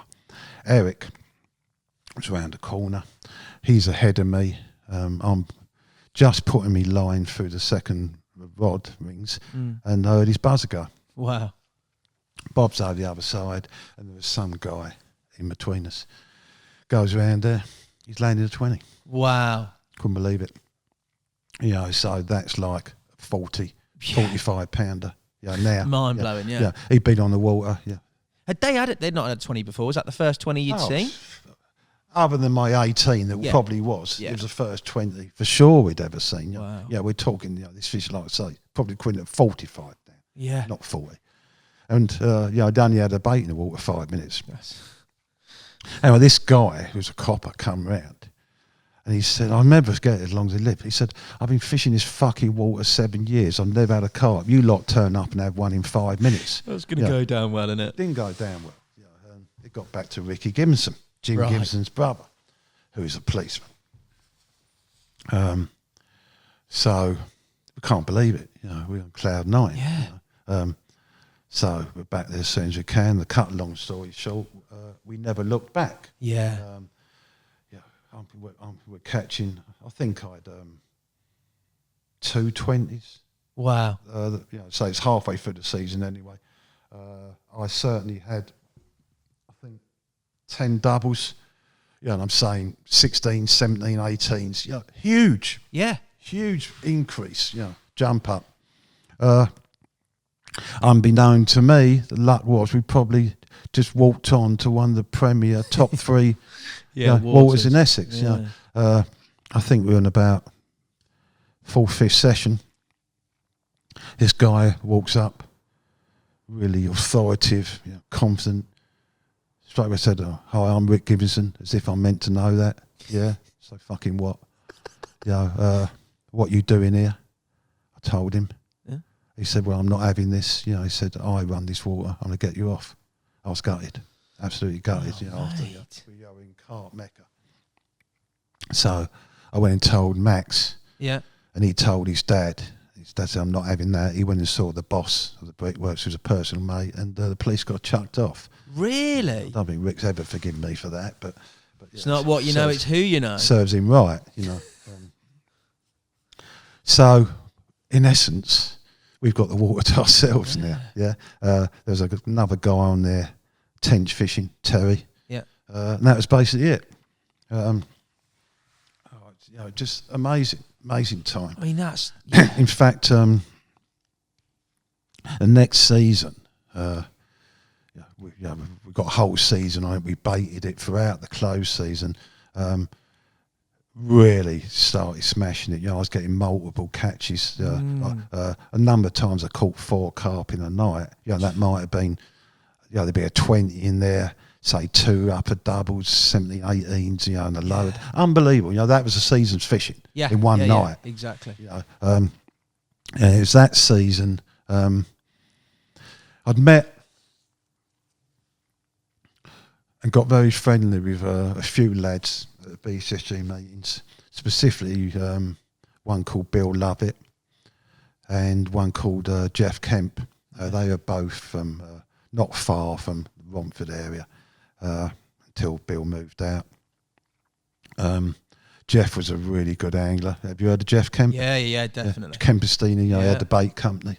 That come about through me and Bill, actually. Really? You couldn't... The key ingredient of the high nutritional value baits was casein, which is a milk protein, the protein in milk. And it really was difficult to get hold of. And there was different grades, the big question mark, on the quality of it. You couldn't buy it in shops. It was only available commercially to people using it to make whatever products. In fact, I first got my source by writing to Fred Wilton. Really? And he, bless him, supplied me. And then Derek Strickman, I thought would put the boot in on that because he wouldn't supply me anymore. He stopped? Yeah, I once pulled Derek on it, but he denied it. But I don't know whether Derek was getting a bit concerned. Derek's basically North Essex and going into Kent, whereas we're South Essex, whatever, Western. So never ever going to tread on Derek's toes. But Fred wouldn't give me any more other than that first lot. So we're desperately trying to find casein. I'll never forget, Eric turns up on my doorstep one day. So I've got something to show you. I said, "What?" He's taken me out to the car. He's opened his boot. He's only got a 25 kilo sack of casein. This is like gold. I couldn't believe it. Oh, mad. Where'd you get that from? He said they use it in the factory next door. Couldn't believe it. Anyway, because I knew there was question mark over the grades, I mixed some up into a paste, put a Lane's flavour in it, and went back down to Wright's. I'm not fishing there anymore. Back to Wright's, yeah. But it was closed season. Lovely hot day, cardboard on the top. So I was making it into flat pieces, throwing it in. They come motoring in. Oh, they couldn't get enough of it. Yeah. Went back and told Eric and Bob, "Oh, fuck, excellent." Anyway, some reason, I went down the next day. He wouldn't touch it. Right. I then said to Eric, "What's that factory you produce?" He said, "Plastic." Oh, no. They use casein in the production of plastic. Yeah. So it was a non-edible grade. Yeah. We was really gutted. But how we actually eventually got a real good source, you scratch it around, was Bill Lovett was a salesman. And he was in London to see a client somewhere. And he stopped for some reason.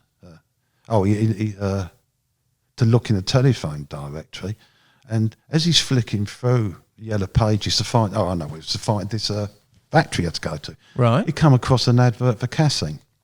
Really? Yeah, so he found us a source of casein. Bill was awesome at sourcing. Right. So I had the flavours. Yeah. This Lane's company. I've I've now contacted them directly because we're using so much. Of course, yeah. Yeah, and I've got an account with them. He's got the casein, and he also, I think, got Lataubium, which is another milk. So we've got all these ingredients, and so we've given the sauces to Kempe, who then decided to commercialise it. Bugger. You know, but so he's one of the first to start selling bait. Yeah. So that's how that happened. You know, but where I was going, so Jeff is an awesome angler. He was fishing the Weald Lakes, which held carp. Again, they were stocked at the same time as Lake Meadows and that. So these fish are now just going into 20. And I think it was the next season where I absolutely milked Starlane. I had 10 20s. Wow. And he also had 10 20s. And I think we was the first two anglers to catch 10 20s in a season. It wouldn't be that notable if you caught 10 40s now, would it? No, yeah, go under the radar. Yeah, so, yeah. And that was all down to being in the right place, right water, and having an edge. And I've always observed, actually, it's waters that make anglers. Yeah? If you think about it, a lot of these names have become names because they were in the right places. You right got water. access. Savvy, for example. Yeah. Albert Romp, bless him. Yeah. Albert Romp, I don't think I caught a 20 until he got in Savvy. Yeah. He certainly ain't caught a 30, and he ended up writing a carp book. His whole life was on Savvy. I'm not dissing him at all. No. He's been a friend for years. But, as I say, Savvy made him. Made a number of anglers' names. Yeah. So, looking at this time, is there any sort of hint, inkling, or starting point for Nash tackle? Actually, there is thinking about it. I was going to, when you first started, I'm thinking, no. I made a batch of landing net spreader blocks. Right. The aluminium part. Yeah. I mentioned about those FG card landing nets. Yeah. Horrendous. So, me and Bob, as I said, were engineers. Between us, we produced the aluminium blocks to fit the handle and the arms from fiberglass. Right. Yeah, so we massively lightened up the weight of a landing net. I produced them. I think at this point, that's about it. Yeah. Shortly after, it moves on. Yeah. When I really get to the next. I was going to say, looking at the context of where you were, you've obviously with Starlane and the developments, you having the HMV baits, but also having the fact that the complex is pretty much yours. There's a lot of potential there for experimentation, and then sort of looking at your I call it entrepreneurial, but your needs, that sort of spirit. I'm thinking in your head there must be maybe a start to think about producing things, looking at commercial aspects with regards to fishing. We kind of thought we had everything, we didn't need anything else. Right. Okay. An incident happened there, which is dealt with later, if you like. It's the start of it, and you'll get where I'm going. I'll say it. It was a 76 summer, and that was red hot. Right. Really, it was the first, if you like, summer we're used to now. Yeah. Summers were nothing like they are now. Yeah. And if I remember, it was most notable because of the length of the heat wave. It wasn't the city temperature we get now. No. It's probably like, I don't know, 75s, 76s. But it started in the May, and it went right through to, I don't know, the end of August. Wow. To such an extent that the water level in Starlane probably dropped dramatically. There was bars sticking out the water we didn't know were there. Because we didn't plumb, marker floats and all that. No. That was a technique wasn't even known. But amazing, it turned up one day and there'd be a bar in front of you. You didn't even know it was there. Where was I going with that? The heat and the water level. You said that. Yeah, and that was the summer. When they were just massively on it, just catching so many fish because the levels were low, and. Eric lost a fish one night when it's really hot in a Hessian sack. Yeah. Low oxygen. These, the potato sacks as they were used for then, heavy Hessian, no water flow at all, Yeah. and he lost the carp. Fortunately, it was one of the small ones. It's £13, but yeah, that scarred him and us. Yeah, you know, totally. we're really wary about sacking fish after that. But the only other, so that happens later. But the other noble thing about Star Lane was the particles. Really? I was becoming a very serious customer of this health food shop. Yeah. Not only, I wasn't buying the flavours. I was still buying flavours. I was buying bulk amounts of lanes, but to test a new one, I'd just go, start with a bottle from this health food shop. I was also looking at some of the flours and milk and flours and that in there. Anyway, then I saw these funny beans, pulses. Yeah. There's one called a black eyed pea. Yeah. There's another thing called a black bean. And there's one I never remember called a chickpea. Yeah. Which is a kind of handy round shape. So I bought a couple of pound of them, cooked them and found them really hard to cook. They kind of took a long time to soften it, yeah. And the skin, I dyed them with red dye and me strawberry flavour, but they was difficult to dye. You could dye the actual pea, but it had like a white skin, that you translucent skin that never took dye. Yeah. Anyway, so I wasn't that sure about them. Anyway, so I baited Star Lane for a few days, getting the scratch a bit by then, getting a lot more twitches than we were blatant runs. Remember the hook still in the bait. Lots of twitches. The action really slowed down. No hair rig at this point, is there? Oh, absolutely not. Yeah. So maybe, I don't know, we're getting a fish every 2-3 sessions between us. Anyway, I took the chickpeas down there and had 4 and lost another one, that night. Oh my God. And it's another revolution. So we start piling them in and we're absolutely smashing it. In fact, it bewildered me. It utterly disillusioned me for a while, believe it or not. Because of the success I'm having, because I'm a disciple of Fred. Carp recognise what's good for them. A complete food supplement. Yeah. So why would they? Yeah. Why are we out fishing the HMVs on these silly little peas? Yeah. It really bewildered me and confused me for a while. I wasn't happy. Took me a long time to work out. It's the same old story. If it's new, So we've got a massive edge now, and I have to say it was easy to get takes on the chickpeas, and it was on the HMVs if you went to new water, because we wasn't making enough bait to make baiting up particularly successful unless the water we picked were those quite hungry. They didn't recognise it as a food source, whereas when you put 3, 4, 5 pound of chickpeas so that's a lot of stuff to attract them. And we'll try that. And it was as simple as that. So we actually stopped using the HMVs because we never understood that we weren't baiting enough to get the carp on it, and just concentrate on buckets of the chickpeas. And we was going all round Essex waters. That's when I first went to layer pits. I'd heard layer pits had done a 30. Wow. We're now at 30. What? Massive. That's like 50, 60 a day. Yeah. So, we went on layer pits, and that was the season with these other 2 guys on the other side, really antisocial. It was us staring at them. Them staring at us. Big threat thing. You're on our territory. And that was a guy called Mick Lindsall and another one called Zenon Boko. Zenon, wow. Anyway, Zenon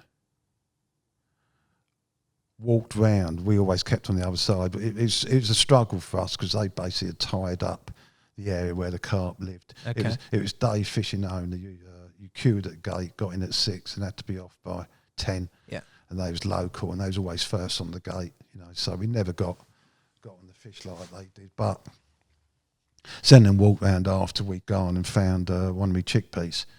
So that's how they got on the chickpeas, and they, I think so it literally was a standoff then, no conversation, no nothing. Oh, yeah. Absolutely, absolutely. I think he come round once. We might have had 5 minutes of words in all the time I fished layer. Wow. Yeah, so that's how Zenon got on the chickpeas, and then picks up me angling one day magazine, and there's this guy called Rod Hutchinson in there writing about so-called particle baits. Yeah. I was gutted and I was fuming. Yeah. Yeah, this moron has blown my particle edge, my chickpea edge, So I wrote a right stroppy letter to him. Yeah.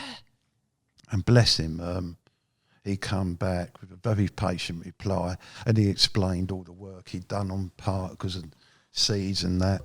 And it was on the verge, because he hadn't kept it secret, it's difficult to, it was on the verge of being blown. Right. So he wanted to get the head start. Well, he just wanted basically people to know it's him. So I got that, and that as a result of, well, I'll say, other than a few ups and downs, a lifelong friendship between me and Rod until he sadly died. So. Yeah, what a character, mate. Both of you two, but I can only imagine, mate. Imagine you two in a room. That would be an incredible pod. Well, remind me to come on. Oh, yeah, remind me to come on to it, because I had him as a lodger. Did you? In fact, yeah, it's in the very near future now. Yeah, where we're getting to in my story. So where I'm at here is that you've started to move on. You've had this particle approach, which has just been blown, if you like, by Rob, but you there. And then in terms of that, anywhere sort of stand out in terms of where you particularly targeted, in terms of size of fish or anything like that? Or was it all just sort of geographic in terms of where you decided to go on to and fish? I guess trying to answer your question, which has never been asked before, I'm really looking for another water that's got 20s in it, or bigger. Yeah, because when we're talking 20s, a 22 pounder was a monster. Yeah. You're talking fish that are just over 20, 22, maybe 23 is an absolute. Yeah, that is basically the top weight for our Essex. Yeah. And there's only a handful of waters with them in. Other than there's say layer apparently produced a 30 on a worm, if I remember. And then again, this bit of luck's down to Star Lane. Remember I mentioned the tench angler? Yes. Terry the Tench. Yeah. Well, he had moved out to Southend, Wakering, from London. Right. And when he was in London, he was in one of the London clubs called Barking, who rented a section of the Blackwater in Essex at Braxted, near that stately hall I told you about. Yeah, exactly. And on the farm, there was a reservoir which come with the lease for the river. Okay. And the Barking Club would come down in their coach. It was a 1930s bus, actually. Yeah. And have a day trip out. Bless them. I Nice. suppose when you live in London amongst all the a bit of greenery and fresh air. a bit of greenery and fresh air. It was probably a relief for them. Yeah. Anyway, Terry told me that he'd been present 7 years before when they had stocked the reservoir with carp. Ooh. He said, but they weren't big. There was like 3-4 pound. He said, although one was a monster at £8 at the time. Okay. I told Bill, right? Yeah. Who told this other Bren, that's his name, Bren Patman, was a guy that Bill used to fish with, still fish with a bit, and then so now, I'm friendly with Bill as well. We're not fishing yet together, but how did it come about? Bill said, well, let's have a crack at it. I said, okay. Yeah. So he'd moved out from Romford area to Chelmsford. Right. So he's quite near. And so he and this Bren started baiting it. I'm on Star Lane for the start. It's the only place I was ever going to be. Chance of catching 20-pounders. Yeah. In fact, Jeff Kemp might have been with me thinking about it. Yeah. I know I got him on there one opening day. Yeah, he spent the whole night with a carp sack over his head. I've never seen Star Lane has mosquitoes the size of Boeing 737s. I've never known a lake with such huge mosquitoes, and they used to drive you mad. And they particularly liked him. And he spent the whole night, he said, with a carp sack over his head and never went back. Yeah, that's a sight, isn't it? Yeah. Bloke with a carp sack on his head. Yeah, he never went back. They were horrible, savage. Yeah, funny enough, we used to use pure citrus oil. Yeah. Citrus is a flavour now. Yeah. Citrus now. We used to go in the chemist and buy it, and with cotton. That's before you had mozzie repellents. Yeah. But so this Bren. Yeah. It's a few days into the close season. The weekend, so the close season was midweek. He didn't have the time off. We used to camp on the lake waiting for the start. Yeah. He popped up there for a dabble on the Sunday afternoon. Yeah. And there's a guy on a basket with a float rod, and he can't believe it. The bloke's caught a 22-pound common carp. Wow. Right? He's chucked out and caught a 27 mirror. A 27? Yeah. So we're talking. What a result of a find. Huge. Yeah. So, immediately we've all moved on. Yeah. I don't know how the grapevine worked in those days, because the next thing, Zen's turned up. Yeah, everyone. So we can't really stare across from like 40 acres or whatever. It's not that big. So we kind of got friendly, probably down to Mick Lindsell. Mick Lindsell was a much more friendlier person.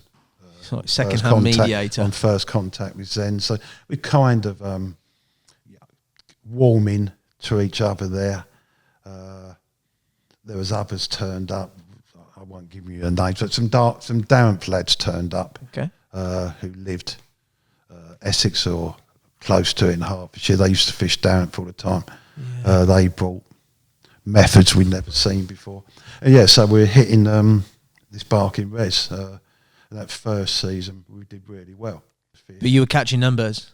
We did all right, yeah. When you say catching numbers, I probably had, 10 fish, say. That's still immense carp fishing, remember. Some anglers are sitting on waters that catch one fish in 5 years.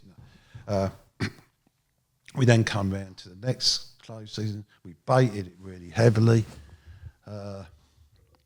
That's right, Stuart Demon and Brad. Brad was a BCSG member who I met on Layer. Yeah. And Stuart Demon was a BCSG member. I met on Layer, and he became one of my best friends. Yeah. They didn't get on with Zen and Eva, so I remember now it was Brad, Stuart, and us on one side. Opening, you couldn't fish it at nights. Oh, so it's days only? Days only. So we'd gone to the club and general meeting, ascertained with them that dawn was 2:30. So we got up there at 2:30 on opening day. An hour or so later, Stuart Demon had one, and then he had another, and that was it. Right. Didn't catch another one. Didn't catch another decent carp that season. Wow. They'd bred, was catching them, say, 3-4 pound, but never caught another decent fish that season. Really? Then the next season come round, baited again. What bait are we talking? Are we on the chickpeas, or are we on HMVs or something else? It's probably, I can't remember. Definitely, no, it was on paste. Was it on paste? Sorry, it was on boilies. Boilies, yeah. I would have tried the park, because maybe I tried the park because the first season. Yeah. Yeah, probably did the park because the first season. And probably over the second season I did particles and boilies. But I remember that third season we baited. I definitely was on an HMV. Yeah.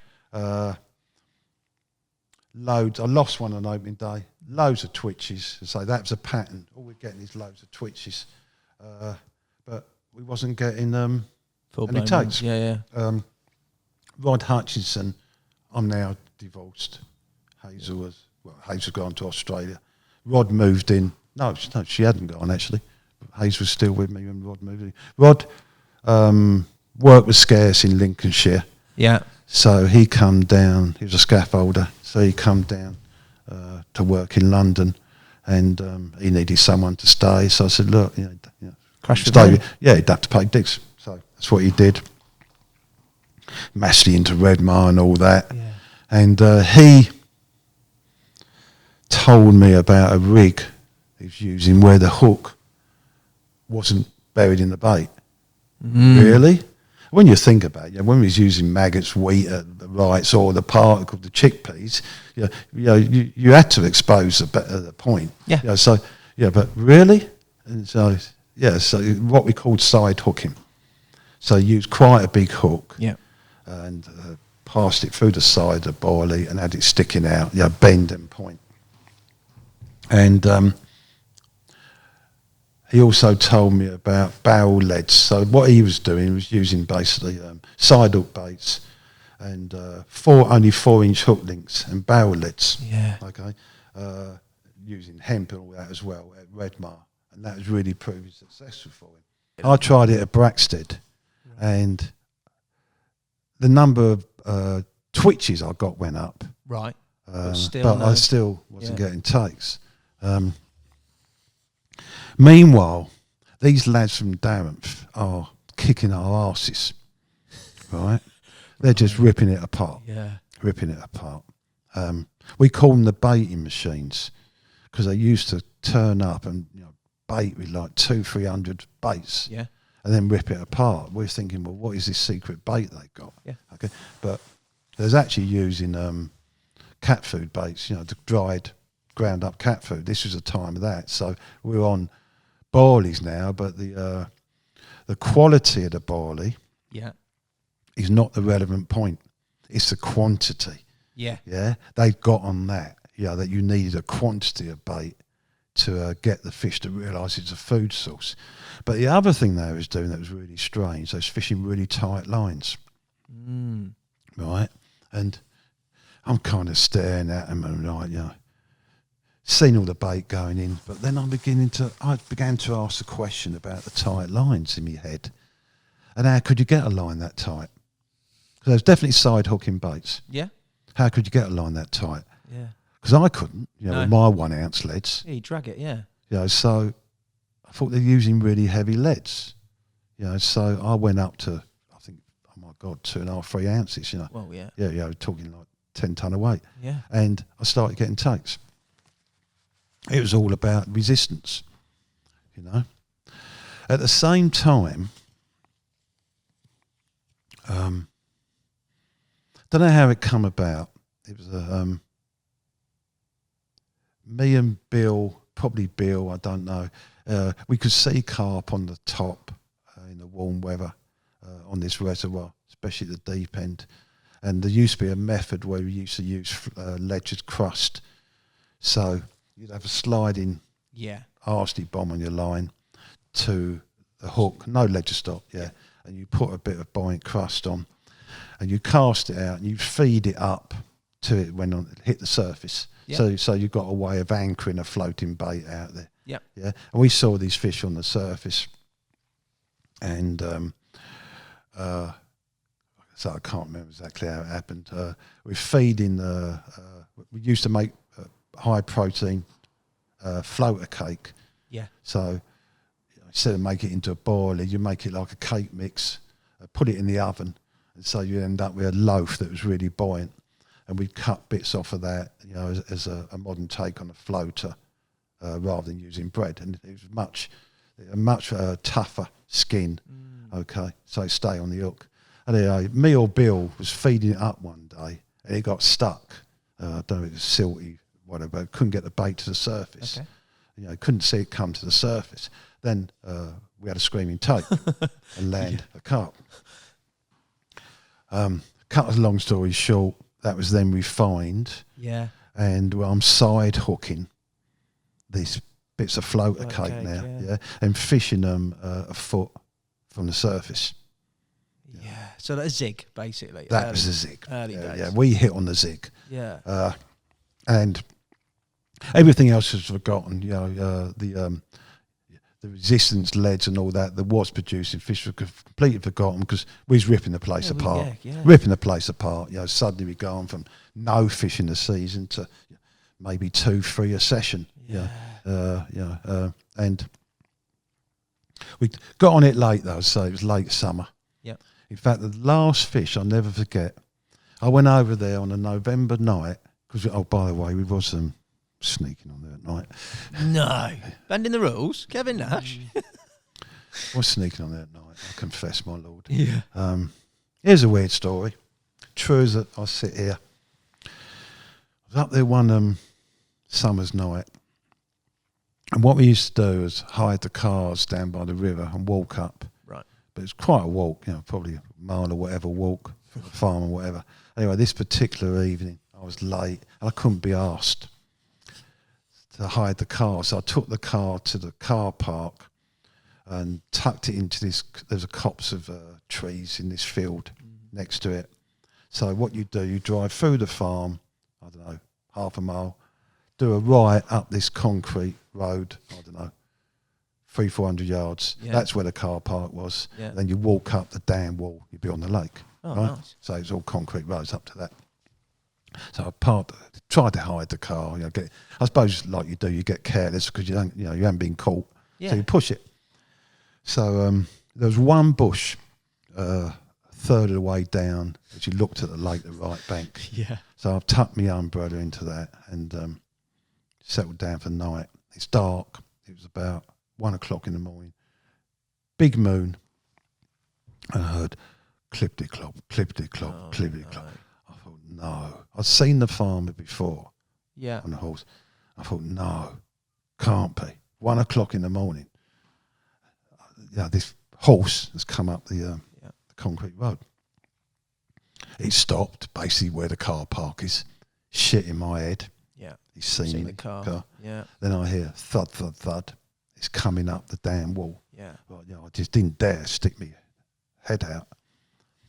And I haven't heard anymore. Right. So I waited, I don't know, it seemed a lifetime, let's say 5 minutes.